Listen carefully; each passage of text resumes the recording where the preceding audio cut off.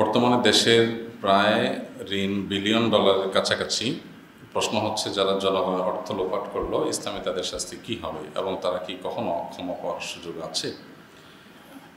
দেখুন, রাষ্ট্রীয় সম্পদ যারা লুণ্ঠন করেছে অথবা রাষ্ট্রীয় সম্পদ নিজেদের স্বার্থ চরিতার্থ করবার জন্য যারা বাইরে নিয়ে গেছে, ব্যাংক এবং আর্থিক প্রতিষ্ঠানগুলোতে লুটতরাজ করেছে, এদের অবস্থা কিয়ামতের ময়দানে বড় করুণ হবে। একজন মানুষের ব্যক্তিগত টাকা অন্যায়ভাবে আত্মসাৎ করলে, কারো সম্পদ অন্যায়ভাবে ভক্ষণ করলে, সেটার ভয়াবহতা যত বেশি, রাষ্ট্রীয় সম্পদ আত্মসাতের ভয়াবহতার চাইতে বহুগুণ বেশি, সেটা বলার অপেক্ষা রাখে না। কারণ রাষ্ট্রের সম্পদ কোটি কোটি মানুষের, অতএব রাষ্ট্রের এই কোটি কোটি মানুষের সম্পদ নষ্ট করার কারণে কিয়ামতের ময়দানে কোটি কোটি মানুষের বিরুদ্ধে তাকে মামলায় লড়তে হবে। কোটি কোটি মানুষের হক সেখানে জড়িয়ে আছে। পরিমাণ যত বেশি হবে এবং পাওনাদারের পরিমাণ যত বেশি হবে, তার ভয়াবহতা তত বেশি হবে। অবাক করার বিষয় হলো, এরকম অনেকেই আছেন যারা লুটতরাজ করেন, আবার তারা খুব ব্যক্তিগত আমলের প্রতি খুব মনোযোগী। তাদেরকে দেখা যায় হজ করেন, উমরা করেন, এতেকাফ করেন, দান সাদেকা করেন, মাশাআল্লাহ অনেকে অনেক ভালো কাজ করার চেষ্টা করেন। এটা হলো রীতিমতো গাছের গোড়া কেটে আগে পানি দেওয়ার মতো। এই ব্যক্তিগত আমলগুলোর 2 পয়সার কোনো মূল্য হবে না। আল্লাহ রাব্বুল আলামিনের কাছে মানুষের বান্দার হকের গুরুত্ব এত বেশি যে নফল আমল পাহাড় পরিমাণও যদি হয়, গোটা পৃথিবীর সমস্ত মানুষের নফল আমল যদি কোনো একজন লুটতরাজকারীর আমল নামে দিয়ে দেওয়া হয়, তারপরও তার লুটতরাজের যে অপরাধ, সেটা থেকে কোনোভাবে সে মুক্তি পাবে না। তো এই জন্য তাদের পরিণতি কি হতে পারে একমাত্র আল্লাহ ভালো জানেন। পৃথিবীর ইতিহাসে বড় বড় জালিম, বড় বড় অত্যাচারীদের কথা আমরা জানি, কিন্তু এরকম গোটা রাষ্ট্রের জনগণের হক লুটতরাজ করে রাষ্ট্রকে খালি করে নিয়ে যাওয়া, নিজের আখের গোছানো, এইরকম নজির বা এরকম দৃষ্টান্ত পূর্বের ইতিহাসেও খুব একটা খুঁজে পাওয়া যাবে না। অতএব আল্লাহ তাআলা এদেরকে যদি হেদায়েত দান করেন, তারা যদি কেউ ফিরে আসতে চায় এবং সবগুলো যদি ফেরত দেয়, সেই সাথে আল্লাহর কাছে মাপ চায়, তাহলে ক্ষমা হতে পারে। এমন কোনো অপরাধ নাই যেটা ক্ষমার অযোগ্য, সব অপরাধই ক্ষমার যোগ্য। এমনকি শিরক যদি করে কেউ আর আল্লাহর কাছে অনুতপ্ত হয়ে মাপ চায়, সেটাও আল্লাহ তাআলা মাফ করবেন। কিন্তু ক্ষমা চাওয়ার যে প্রক্রিয়া, সেটা অবলম্বন করতে হবে। আর্থিক এবং মানুষের অধিকার যদি কেউ নষ্ট করে, তাহলে সেক্ষেত্রে সেটা ফেরত দিয়ে তারপর আল্লাহর কাছে মাপ চাইতে হবে। আপনি ইস্তেগফার করলেন, দোয়া দরুদ পড়লেন, কান্নাকাটি করলেন, সামান্য কিছু দিয়ে কাটাকাটি করলেন, এত সোজা না। অনেক মানুষ আছে 2 নম্বর পথে, অবৈধ পথে অনেক উপার্জন করে, উপার্জন করে শেষ করে এরপরে কিছু দান সাদাকা, কিছু মসজিদ মাদ্রাসা দিয়ে বাকি সব টাকাকে সাদা করে নেয়। রাষ্ট্রের আইনে কালো টাকা সাদা করার সিস্টেম আছে। আপনি অবৈধভাবে উপার্জন করেছেন, কোত্থেকে উপার্জন করেছেন প্রদর্শন করতে পারছেন না, সরকারের ট্যাক্স দিয়ে দেন, তো সেক্ষেত্রে আপনার সব টাকা বৈধ হিসাবে গণ্য করবে সরকার। তো আল্লাহর কাছে এই কালো টাকা সাদার কোনো সিস্টেম নাই। 100% টাকা যেটা অবৈধভাবে উপার্জন করেছেন, এটা যথাযথ মালিকের কাছে সবগুলো ফেরত দেওয়ার পর আল্লাহর কাছে মাপ চাইলে সেটা মাফ হতে পারে। আল্লাহ তাআলা এই মানুষের হক মারার থেকে আল্লাহ তাআলা আমাদেরকে বেঁচে থাকার তৌফিক দান করুন। মানুষের হক মেরে, মানুষের সম্পদ লুণ্ঠন করে, অন্যায়ভাবে অর্থ আত্মসাৎ করে, এরপরে আপনার ব্যক্তিগত আমল ইবাদত করে আল্লাহর কাছে ভালো সাজার যে চেষ্টা, ভালো হওয়ার যে চেষ্টা, এটা একেবারেই ব্যর্থ একটা চেষ্টা ছাড়া কিছুই না। যারা অন্যায় করে এবং অন্যায়কে প্রশ্রয় দেয় এবং ভবিষ্যতে সুযোগ পেলে অন্যায় করবে এমন আকাঙ্ক্ষাও থাকে, তাদের শাস্তি কি? অনেকে সুযোগের অভাবে সৎ।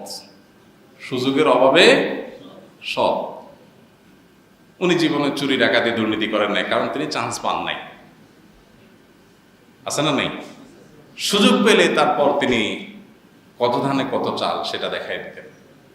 তো যারা অন্যায় করেনি কিন্তু চান্স পেলে অন্যায় করবে, টার্গেট আছে, যদি আমি একটু, আমার মামু একটু জিতে যায়, টিকে যায়, নেতা হয়ে যায়, তাহলে আমি এটা করবো সেটা করবো, এগুলো সবগুলোই দিন শেষে অপরাধ, এগুলো সবগুলো দিন শেষে অন্যায়।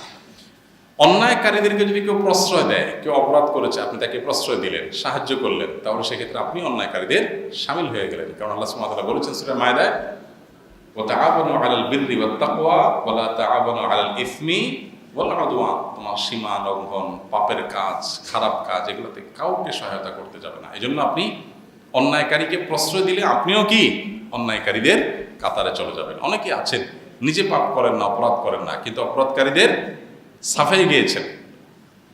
নবী সাল্লাল্লাহু আলাইহি ওয়াসাল্লাম সেই হাদিসের কথা আপনারা শুনেছেন। কোনো মানুষ যদি অত্যাচারী শাসক, জালিম, অবিচারকারীর সাফাই গায়, তার চামচামি করে, তার অন্যায়কে হাইড করে, তাকে ভালো সাজাবার চেষ্টা করে সমাজের মানুষের কাছে, এদের পরিণতি কিয়ামত দিন অত্যন্ত ভয়াবহ হবে। নবী সাল্লাল্লাহু আলাইহি ওয়াসাল্লাম বলেছেন, তারা আমার উম্মত না, লাইসা মিন্না। এই ব্যক্তি নবী সাল্লাল্লাহু আলাইহি ওয়াসাল্লাম বলেছেন তাকে উম্মত হিসেবে রাসূলুল্লাহ সাল্লাল্লাহু আলাইহি ওয়াসাল্লাম পরিচয় দিবেন না। এজন্য ঈমানদার কখনো জালিমের সহায়ক হতে পারে না। সব ক্ষেত্রে, সব সমাজে, সর্বকালে, সর্বযুগের জন্য এটা প্রযোজ্য। সবসময় মাথায় রাখবো, আমি যেন দিন শেষে কোনো পাপিষ্ট, অপরাধী, জালিমের সহকারী না হই, সহযোগী না হই। আল্লাহ আমাদেরকে সে তৌফিক দান করুন। সালাতের সিজদায় কোরআনের দোয়ামূলক আয়াত, যেমন রব্বির হামহুমা কামা রাব্বায়ানি সগীরা, এর শুরুতে আল্লাহুম্মা বলে দোয়া করলে কোনো সমস্যা হবে কিনা?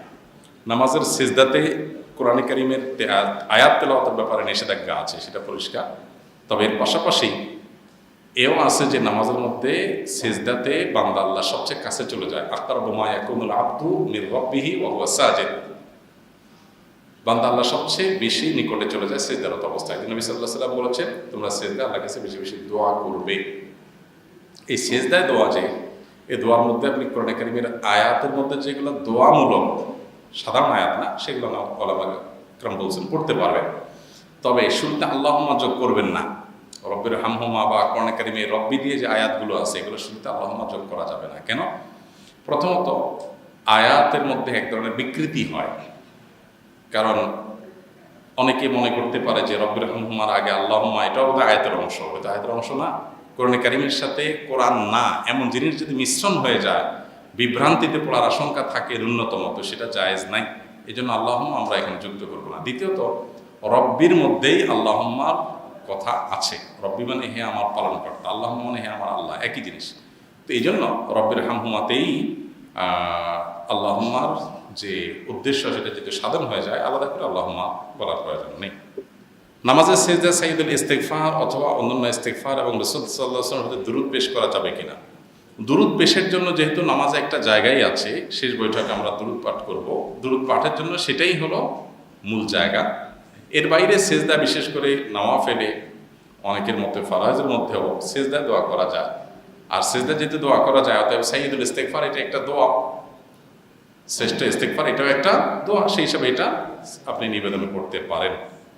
এবং যত দোয়া আছে কোরআন কারীমের তেলাওয়াত শুধু করা নিষেধ, তবে দোয়ামূলক আয়াত বা দোয়ামূলক বিষয়গুলো আপনার সিজদায় নিবেদন করতে পারবেন। সালাতে কোরআন মজিদের 10টি আয়াত তেলাওয়াত করা হলো। আয়াতগুলোর একটি গুরুত্বপূর্ণ আয়াত পরপর একাধিকবার তেলাওয়াত করা যাবে কিনা?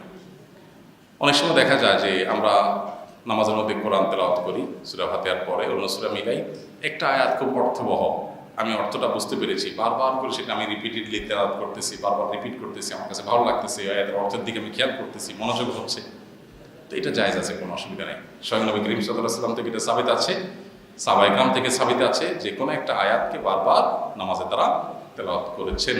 শুধু এই জন্য যে আয়াতটা খুব মর্মস্পর্শী, ঈমান জাগানিয়া, কোনো উৎসাহ আছে, কোনো সতর্কীকরণ আছে সেখানে, সেজন্য বারবার সেটাকে তেলাওয়াত করতে পারেন, কোনো অসুবিধা নেই।